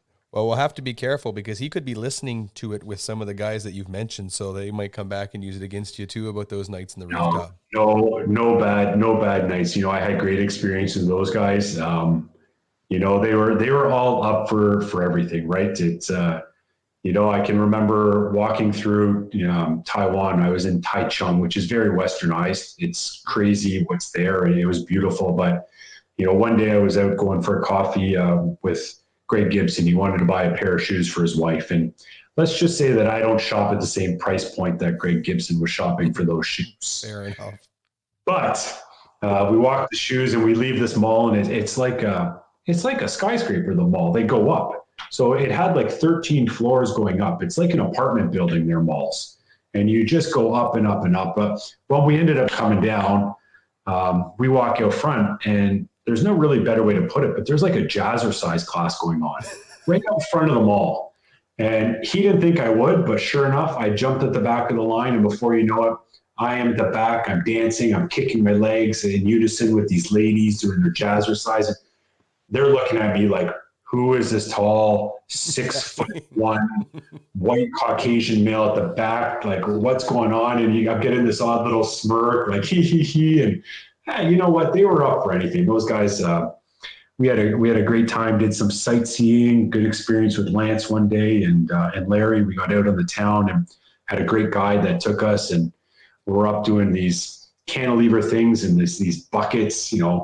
300 feet above the ground, looking over, half moon lakes and stuff. And so they were great. And, the other one, the next round was more about with those guys in Tokyo, more like dinners with them. But, the odd karaoke night, we did that for sure, and we get out.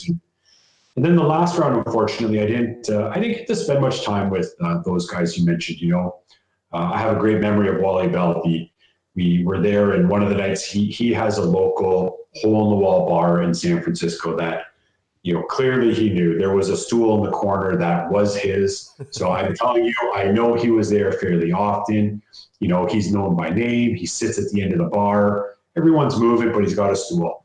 But the funny part about that was, we're talking about how we were going to get there. And he's like, give me a sec, I'll be back. So we wait out front of their hotel because they stayed in a different hotel than we did. They could choose where they wanted to stay. Okay. And most major league guys are Hyatt guys because they can collect points. Oh, yes. And so they're at a Hyatt and we're at another nice, swanky downtown hotel. And all of a sudden he comes in and a stretch limousine pulls up. And in is Wally Bell. He's hired a stretch limousine. We've got the blue lights on. We've got the purple lights, the green lights. Paul Hyams, the Australian umpire, he's working with me. His wife Vanessa's there. And before you know it, we're in the back of this stretch limo, taking us to a hole-in-the-wall bar in the middle of San Francisco. Just one of those moments where you're like, where am I right now? What am I doing? Yeah. And a great memory of Wally Bell there. That was, I enjoyed that. And, that was really my first trip where I realized an appreciation for traveling. And I say that to you and anyone listening that, if you're at a national championship or anywhere, get out there, see the city you're in, right? Don't sit in your hotel room, grab your crew, get out there.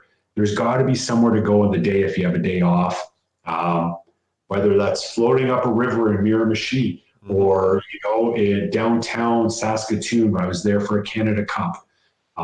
Great little spots, get out there. And I really regretted not doing a lot of that when I was in minor league baseball, right? Because it was a job. Right.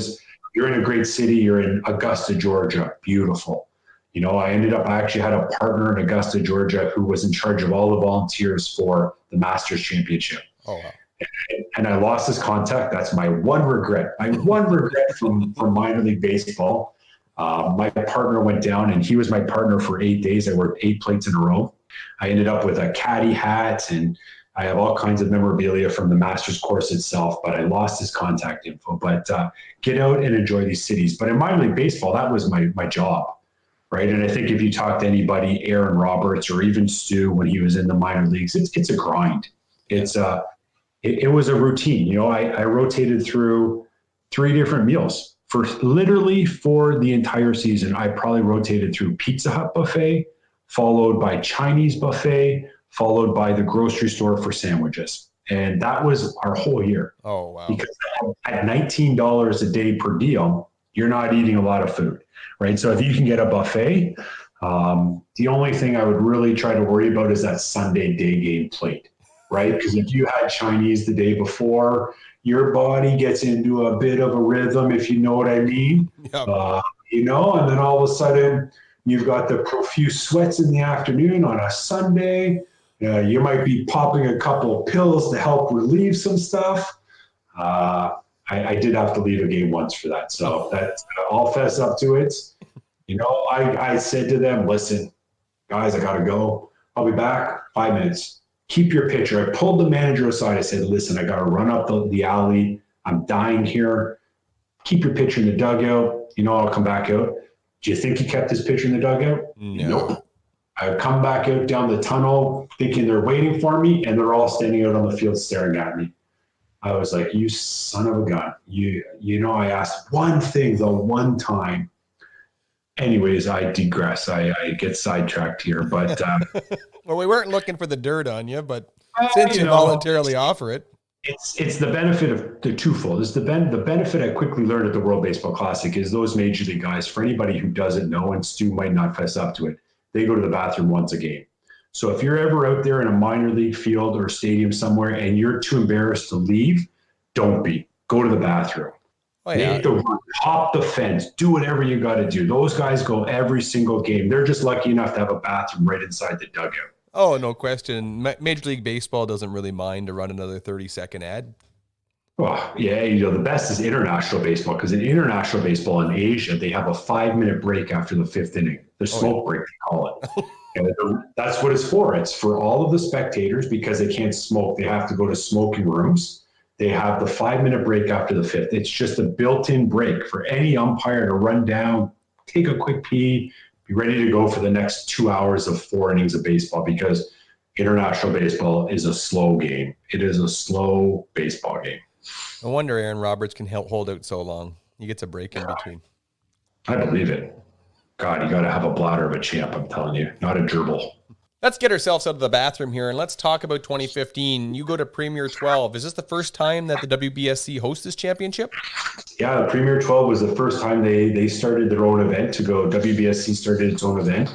Started to compete, I think, in the off every second year, so alternating with the World Baseball Classic.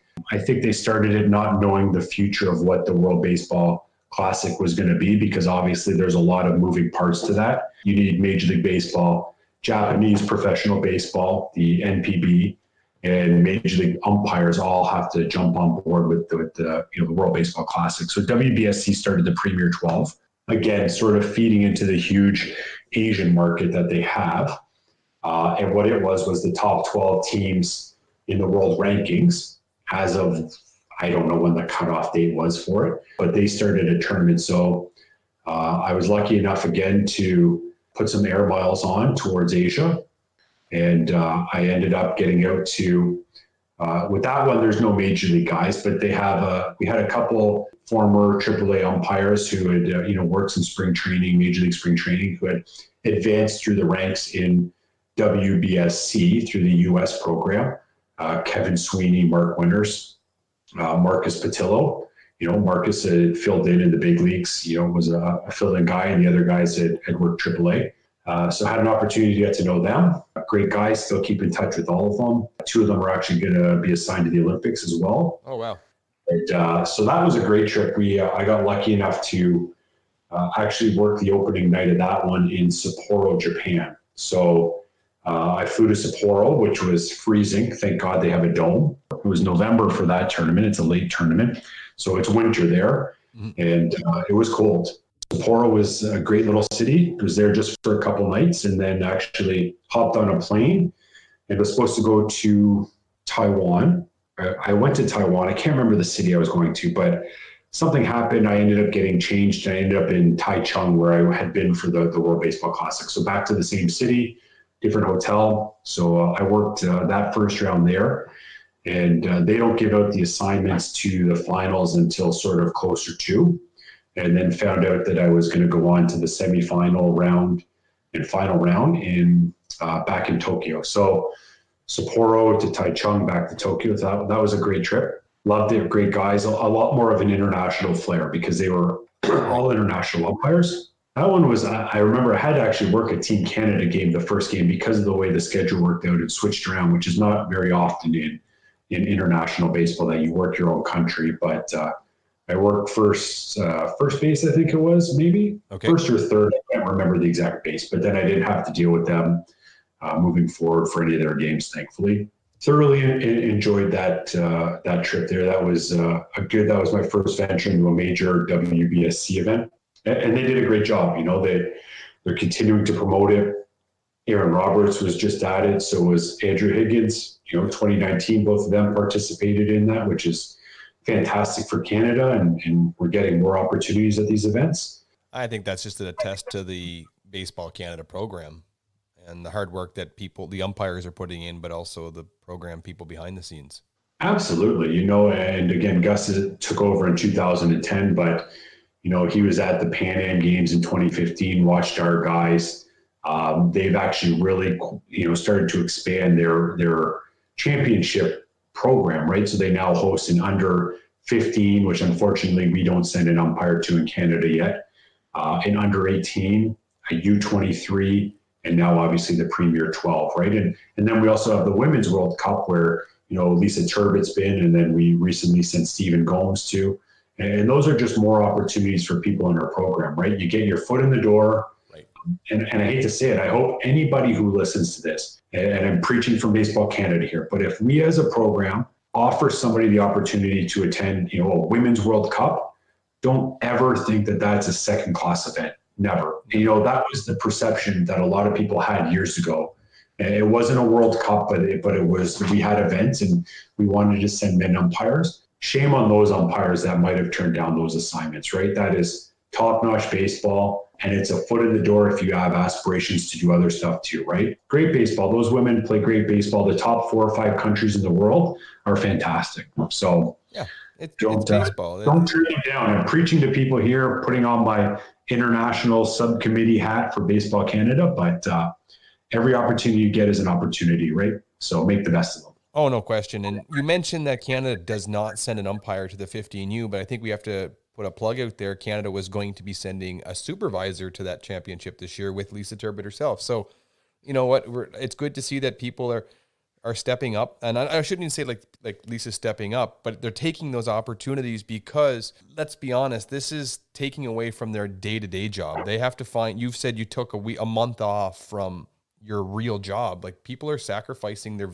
holiday time for these opportunities to expand our program. I mean, there's some personal gratification in there, of course, but at the end of the day, looking back on it, it's helping our program. Yeah, it's, Lisa's an ambassador for our program, right? I mean, she's obviously been recognized for a lot of the work she's done.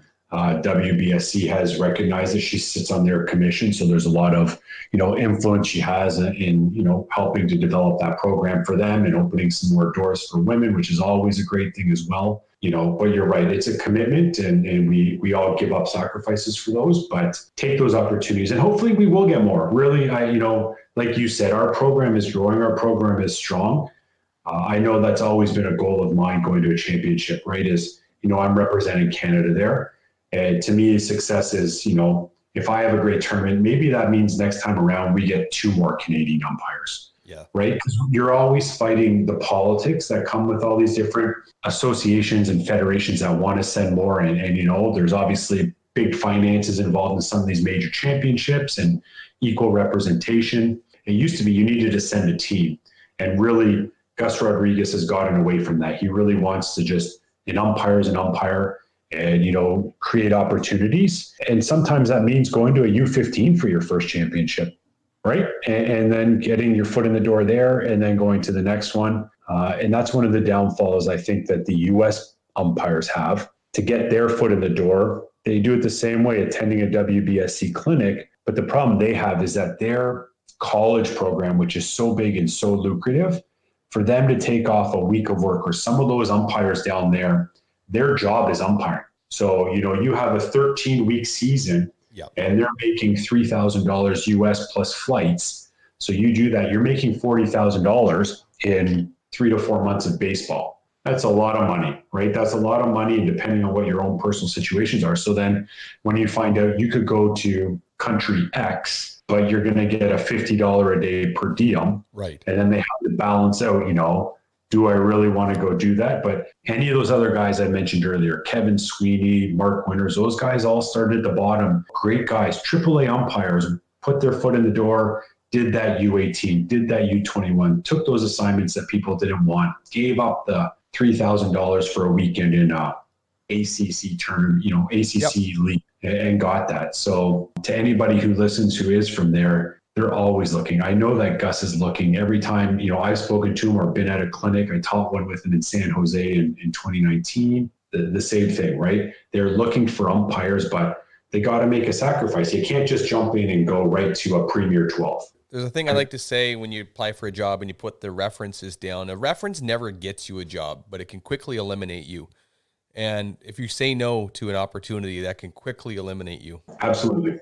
Absolutely. And not just for that year. That's basically you're closing the door on yourself. Yeah, we all have legitimate reasons, but if you don't, no shouldn't be in your vocabulary. Not if you want to get these opportunities, and not even opportunities. It might not be about progressing higher. It might just be you're going to go to a U15 international event. But guess what? You're going to go to a U15 in a cool country, see baseball from a different perspective. You're going to take advantage of the days off that you have. You're going to meet great people, see a little bit of culture. If you sit in your hotel room, that's on you. You're losing out on those opportunities, right? So right. And if you go to a 15U, maybe you can come here on the leading edge and share your story. You never know, right? Absolutely. And it's always a story to share another day. So it's life experience. It's fantastic. You know it. Now, I'm going to go right back to the World Baseball Classic because I just want to ask, you got a call again a couple years later. What was it like going back a second time? How did you prepare differently, or how do you prepare to go to these international championships? The sad truth of it is you can't prepare. the preparation, and that's, I have to be honest, right? And anybody knows in Canada, our baseball season, at least for us in Ontario, may be different out in BC with warmer climate, but our baseball season really goes from May to September, right? And then you get into a brief college 5-6 week season here that could end in mid-October. Right. But the World Baseball Classics are in March.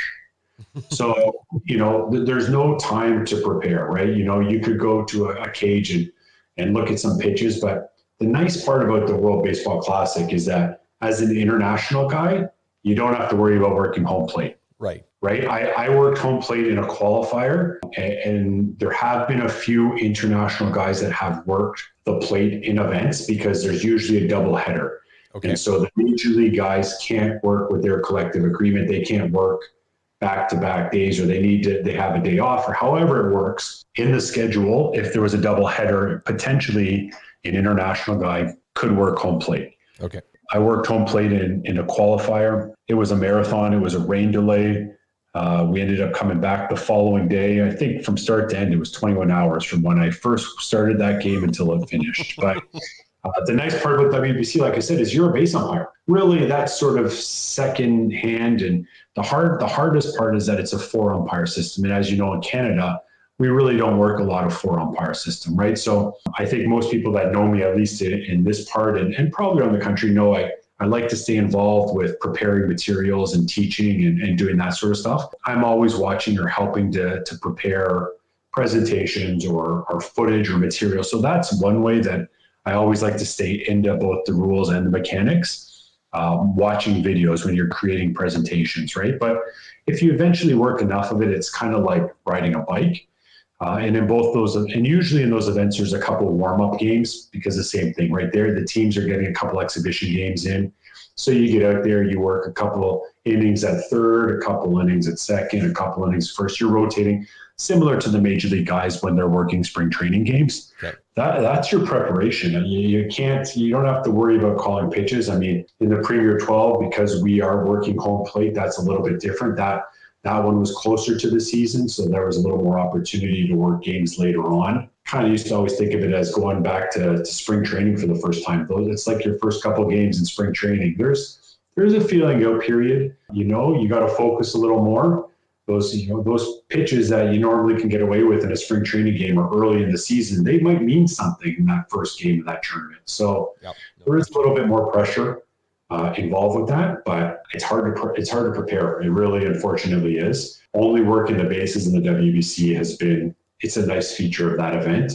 And it also means you can do a little more stuff in the day. You don't have to worry about, squatting up and down for 400 pitches in a game and having an afternoon nap, for example. So just to confirm, the plan is that you would work the plate at the Olympics, right? Yeah, we'll work the plate in the Olympics if, knock on wood, if it happens. Right. I don't know the system. The way the schedule is set up for that tournament, looking at it, I think it's a round robin. So every team plays every team. Okay. So I think it would work out to, we only have 4 teams that have qualified. So there's still supposed to be 2 more qualifiers for the Olympics. Okay. My understanding, the last I heard, was they're going to be in June. I don't know the timing. I don't know the location of them. They originally were scheduled to be in Arizona. Yes. One was going to be in Taiwan the week after. So that way, logistically, they would be able to fly over for the last chance tournament.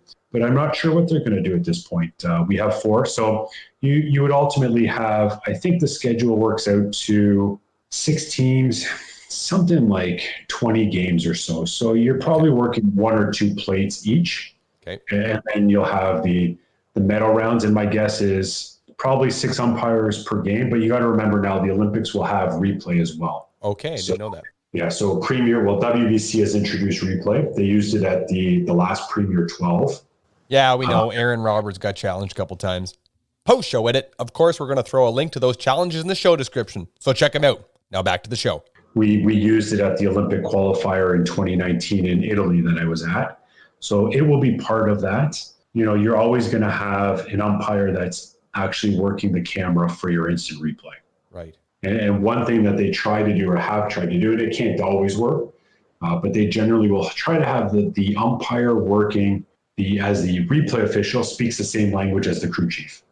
Okay. Because otherwise, you always have this that is one of the downsides to international baseball, obviously, is not only communicating with players and managers and using translators, but also communicating with your fellow umpires, right? So it's tough.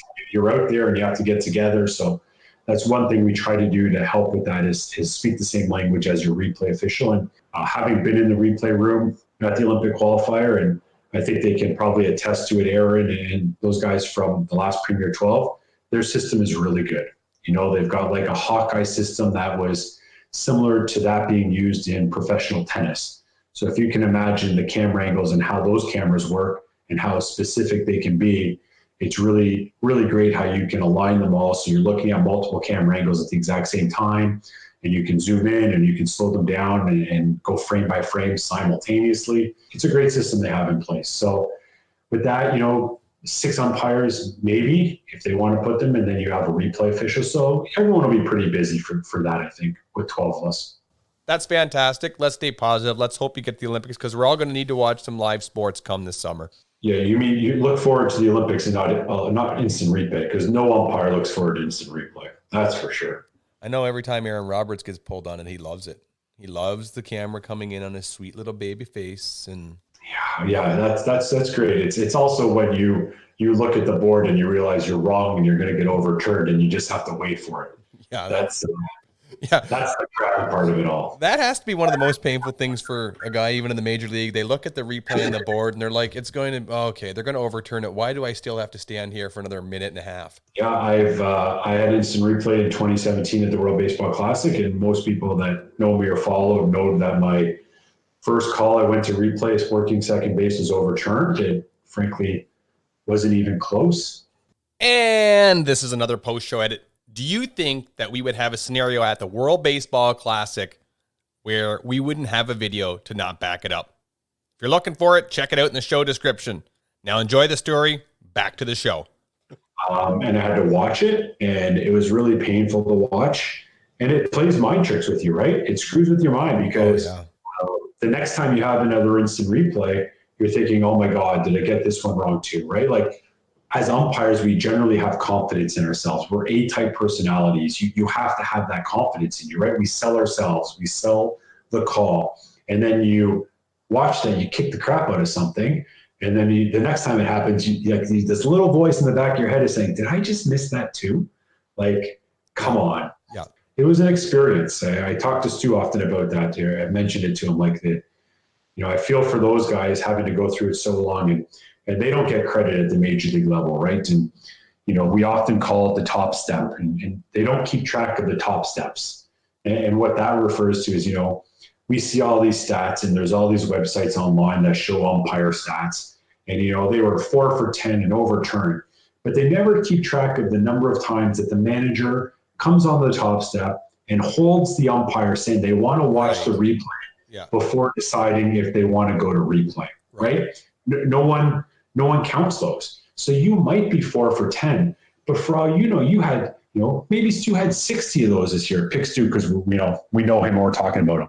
But any of them, they might have had 60, 80, 100. Almost every play is now being looked at before the next pitch, right? And the benefit of international baseball is they don't have that video replay room available. You're pretty much looking over right away, and it's 20 seconds, we have a clock. Are you going to replay? And they just got to flip the coin and say yes or no. So benefit of international. Right.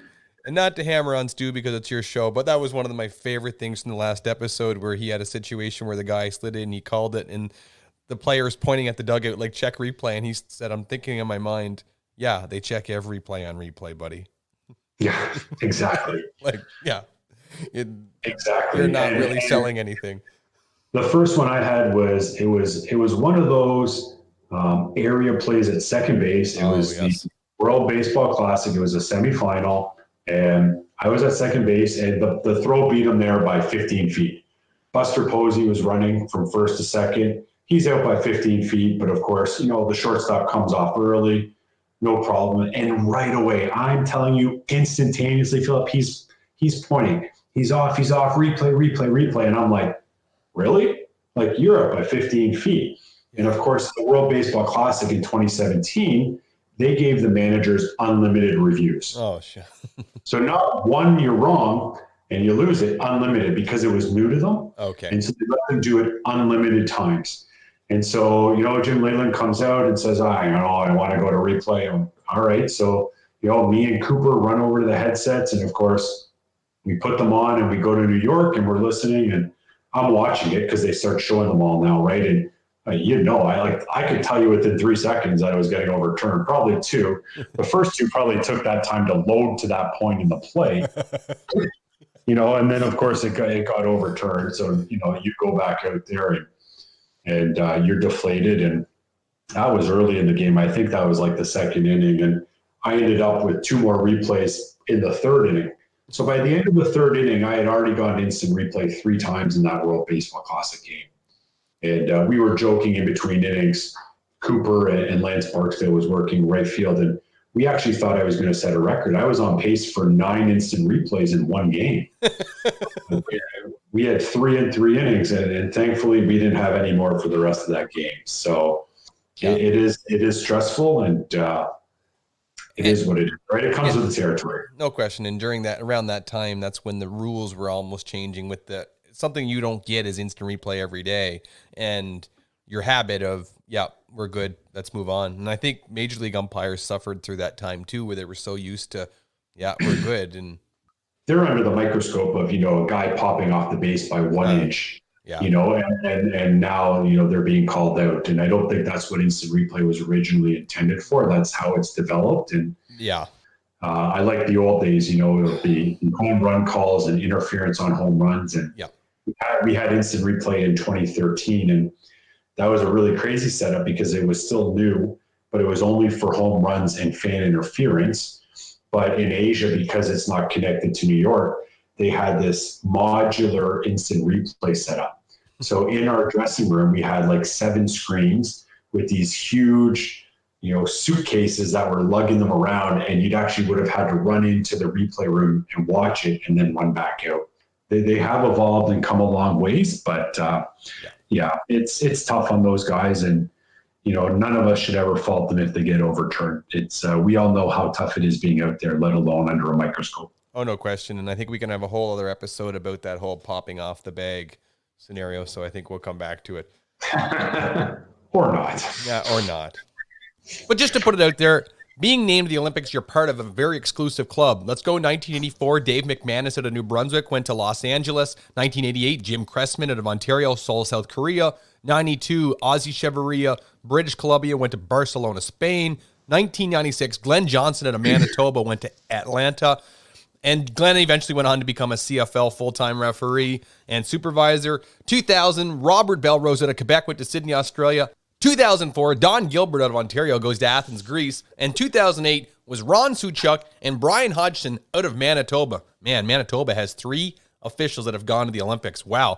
But wow, what an exclusive club you're a part of, and all the best in that trip. That's quite the group. I obviously don't know all of them. I haven't met them all, but I know Jim well, obviously, and Don and Ron. And I'm not sure if I've met Brian through all of our travels. And but obviously, it's a great list, and I'm proud to be included amongst them, and hopefully follow through with it. Now, we talk accolades. You've been in a few places. I just want to talk quickly about some of the awards that you've received over the years. In 2008, you were named the Baseball Ontario Don Gilbert Umpire of the Year.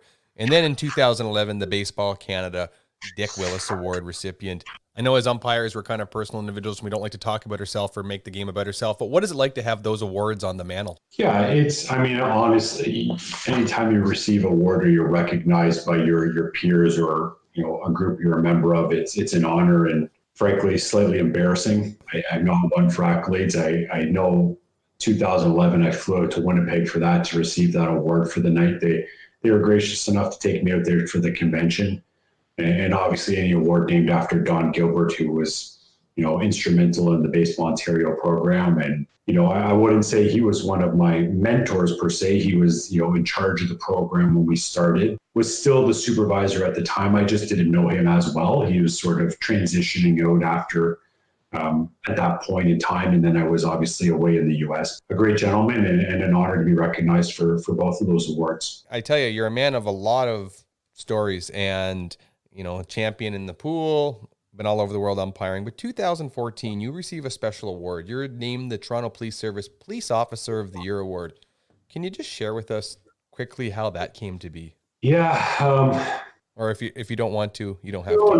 no. That's an honor. It's another one of those where I'm obviously appreciative, and it means a great deal to me to be recognized. And I slightly feel guilty sometimes for that award, if I'm being quite honest with you and truthful. And I've been honest this whole time, so there's no reason not to. But that was a group of us that actually received that award. It was a tragic accident, actually, that happened while I was a uniform officer still with the Toronto Police Service, where a car with a group of teenagers were speeding down one of our highways near the lake and lost control, went through a guardrail, and car ended up in the lake. And so fortunately, we weren't able to save one of the teens that were in that car, but the other three were rescued and got them out of the lake and saved them. So that's the circumstances behind that. I mean, I wish obviously we could have saved the fourth teenager, but it's still an honor being recognized with a great group of police officers for that. And I definitely keep that one proudly on the mantle, that's for sure. It's good to hear that you display it proudly, and it's one of the things that in this climate today, and I don't want to get political on the show here, but I do appreciate all the work that our servicemen and women and our first responders and everyone that actually goes out every day as good people to try to do the best they can to help people within their community, because, you know, we're seeing it right now. The world is in a different place with this virus and everyone's feeling it. So I do want to say thank you for everything that you and your family of first responders and police officers provide. Well, thank you. I think it's a community, though, of first responders and medical professionals and doctors and, frontline nurses and nurse practitioners. I heard a chuckle there. Yeah. I know what you do, I think, if I'm correct. And my wife's a nurse practitioner on the front line as well. Oh, nice. At a major hospital here in Toronto as well. So, it's not just police. Obviously, it's a difficult climate for the police right now, and we're working through that at every level, even our own service. But I do say, knock on wood, we're not quite at the same situation as our friends to the south right now. That's I do feel that it's definitely a tough situation for them. But firefighters, paramedics, everybody working, especially on this with COVID right now on the front lines. And it doesn't even have to be, to your point, I'm going to give a shout out to everybody. It doesn't have to be a frontline first responder, right? It's all the people out there providing the essential services and in our long-term nursing homes and caring for those people and the risk that comes with it. So shout out to everybody. Thank you for everyone out there for everything they do too. No question. Thank you. Now we're going to move on to a more happy part of the show that a lot of our listeners seem to enjoy. I've had fun the entire time. What are you talking about? Yeah, we've gone for a somber moment here. But let's transition. We call this section 10 questions, okay? It's quite simple. Okay. I'm going to ask you a question, and this is more about Trevor Grieve, and there might be some umpire questions, but you'll get the understanding. If I like the answer and agree with you. Hold on, time out. Since I'm following in big footsteps, please remind me, did Stu do this, and what was his correct responses? I don't think he had too many. We kind of disagree on a lot of things. I haven't been through them all with everybody, so I don't want to know all of their responses. I have them downloaded and enjoy them on my trips to and from work when I'm driving in. So let's do this. I'm ready. Okay. First thing. But the bell. People want to know, do you have any pregame routines? Are you superstitious, anything like that? Well, you mentioned earlier that you don't want to talk about certain things on this show. So I do have pregame routines. My pregame routine has changed drastically, though, from minor league baseball until now, obviously. But in the minor leagues, it was always the same. It was put on my long johns, sit on the floor, rub my baseball, sitting in a V. And then I'm very well known for probably 3 to 5 pregame pees before every single game. I don't know what you're denying there. Frankly, if you don't have a pregame pee, you're in trouble. Fortunately, we've already talked about that. We get it. Your bladder is the size of a Saskatchewan gopher. I can't believe I got gonged on that. Move on. Next one. Let's go. Now you're just abusing your host privileges. Yeah. Take it any chance I get. But now you talked about being on the road for a long time and rotating through restaurants. Do you have a favorite fast food restaurant? Chick-fil-A. That's like all organic stuff, isn't it, or something? Oh, absolutely. Yeah. Just don't try and go there on a Sunday, because if you do and they're closed, and my wife yells at me for the next 3 months. Always got to keep our significant others happy, I tell you. I was too impatient to wait on the line on a Friday, and I said, we'll stop on Sunday, not realizing they were closed. And of course, I never heard the end of that. So mental note, but Chick-fil-A, next. That's me with Popeyes. But next question. Ooh, Popeye's, good sandwich. Keep going. Oh, it is. Okay, next question. What was the last concert you seen before the pandemic hit? Pink. I didn't change my mind there. I've never done that before. Actually, you know what? You're like, and you're like, no, she got it.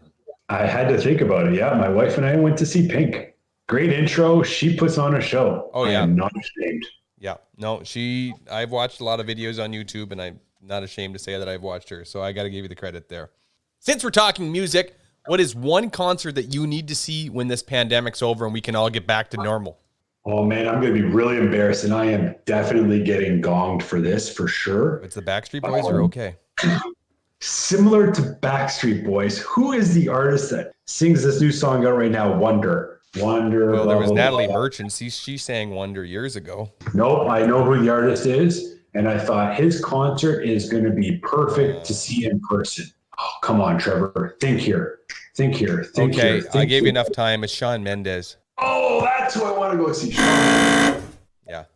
I don't care. I'm saying it with pride. You know. I'm almost ready to turn the broadcast off. No, don't care. Okay. You can keep laughing all you want. Focus. You're the host. Let's go. Oh, when I hear focus, you know what that means, eh? No. I'm not going to use the F word, but we know what it is. Off, because you're stupid. Let me try that again. Focus. Let's go. Okay, you've been all over the world. When you fly, do you fly coach or first class? Do you think I'm Stu? I'm just I was last week's guest. I am nothing but economy.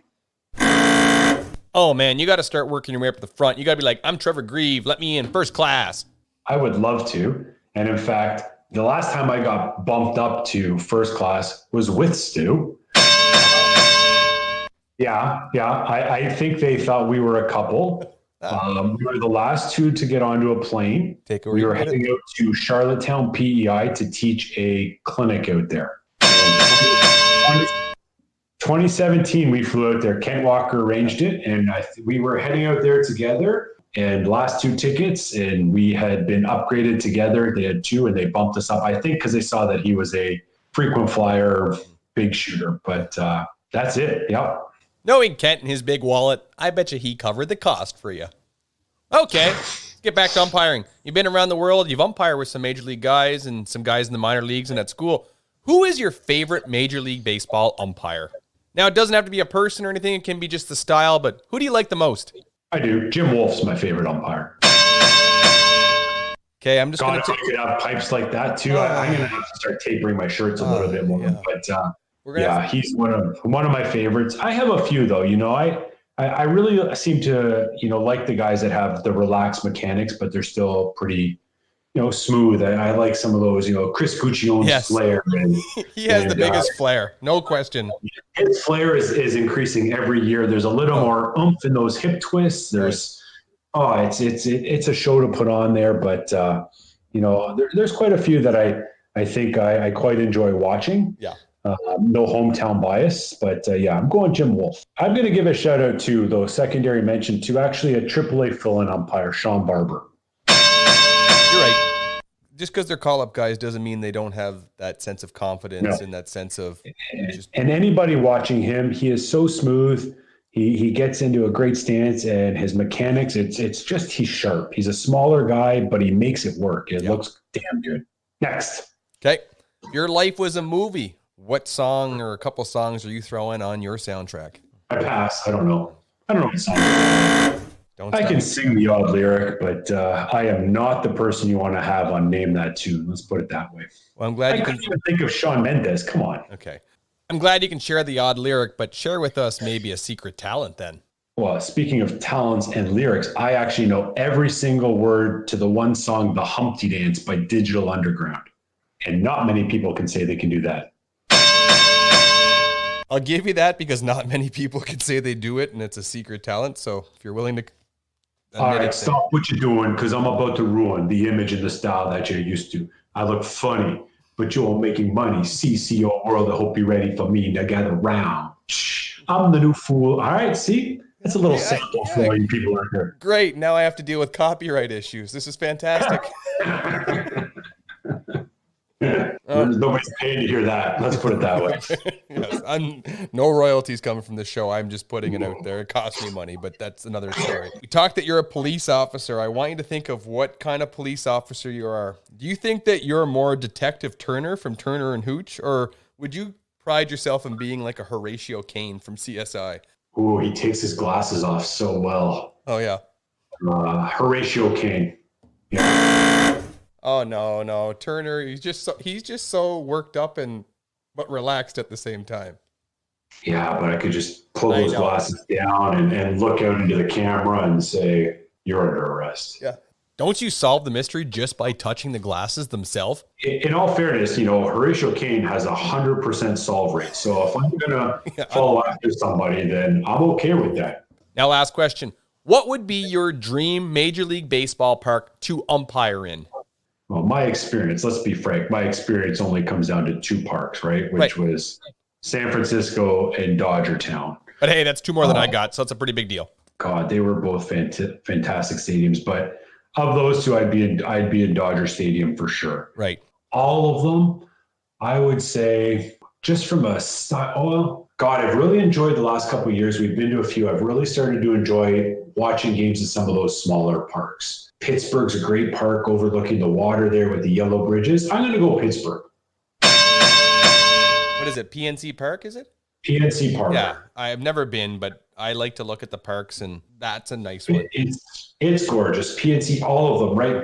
PNC, Detroit's park, they've all got that open air feel, but they're small, right? And having lived in Toronto for so long and the concrete jungle brick down there that we call Rogers Center, I really do hope they tear it down, but I don't know where they're going to put a new stadium. But, to have these open air stadiums with these 35,000 fan sort of feel, but, you can get a hot dog and watch the game. That's what I like. You can get food and not miss the action instead of going down a dark tunnel, seeing nothing. Yeah, that's where I'm going.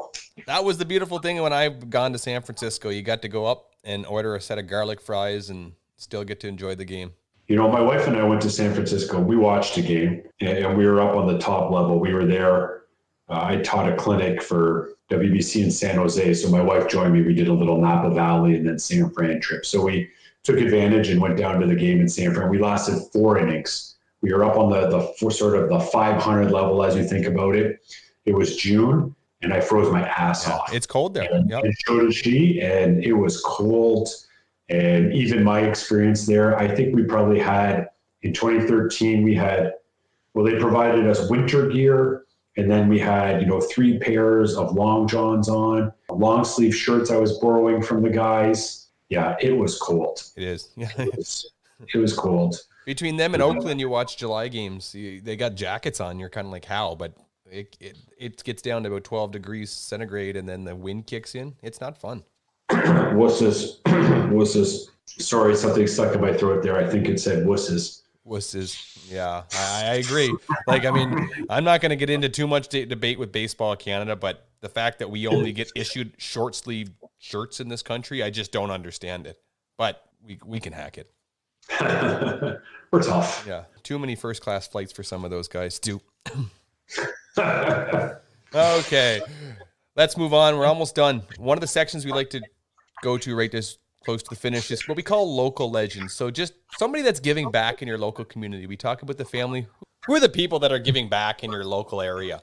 I hate to say this is sort of somewhat sad. I mean, a lot of my involvement in Baseball Canada or Baseball Ontario in the last maybe 7 to 10 years has been at the committee level. I think I've kind of lost touch with a little bit of that local flair. I've always had an interest in helping, I really want to be involved with the senior level umpires, right? And that's your level 4 or 5 umpires. I think I have a lot to give back to them to help them sort of take that next step, right? You're at that point at a major championship, and And then I can help you try to make some changes and adjustments and get you sort of ready to that international. So, when I look back at my supervisions over the last few years, it's been senior, Canada Cup. And so locally, unfortunately, I don't know if I'm close enough, but I will say I do work with some really great people. A lot of my time is here in Ontario. The committee I work on for the province is great. Two people really come to mind for that for right now for me, which is Chris Wilhelm, who is really, in retirement now, stepping up and taking on a much bigger portfolio. But as long as I've ever known him, has done nothing but contribute to our program. And Lisa Turbot, right? And both of them, are developing. And I know that Lisa and Chris both do things at the local level. So I think they have some involvement there. I wish I had more, but I've only got so much time in the day, I hate to say it. And I like to be involved with our senior level umpires and, the national level program and international stuff and teaching some clinics now in other parts of the country. So I don't know if I have a great answer for that, but those are two people that I'd like to give a shout out to that I think are doing a great job for us and moving the needle forward always. So that's fair, and I do appreciate the honesty, but the reality is that you have a skill set and experience that someone like myself can't provide. I can't teach somebody to work on the international stage. You have that. So it's really important, I think, that people realize and work on the skill set that they're good at so that they can improve the program as a whole from top to bottom. Yeah, and that's how I always look at it, right? I know it's small, but I think it's those, we always talk about different levels. You're a new umpire. We're going to teach you how to get to position A to B. We're going to teach you where starting position is. Then to go from being your first level umpire to a good umpire, right? And then how do you go from being a good umpire to a great umpire? Right. And then it's all about fine tuning, right? And a lot of it is game management. And I teach a lot and I harp on this. And I think people have the wrong idea of what game management is. Too often we consider game management just arguments. How do you deal with an ejection? How do you deal with, but it's not. Game management is everything that starts from how do you prepare for that game? What do you do when you get to the game, right? We talked about, I did a presentation today and part of that was get into the ballpark and doing a walk around, knowing what your field is, right? Knowing how can I prevent things from then how do I look? How do I present myself when I walk onto that field? How do I interact with people? Yes, there's always that de-escalation. And yes, there's times when I'm going to run somebody and we're going to go toe to toe and it's inevitable because sometimes people want to get thrown out as a player or a manager. They all have bad days. We all have bad days, but it's those little things that get you from being a good umpire to a great umpire. And if I can pass on one or two of those things at each tournament, I supervise that to some of those higher level umpires, that to me is a win.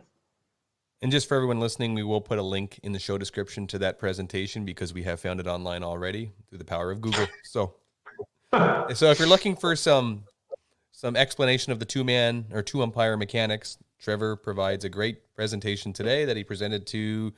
Yeah, no, it was the Federation of Italian Baseball. And we talk about creating opportunities and how doors open, right? And my relationship with Italy and their baseball program totally stems from, meeting umpires at previous events.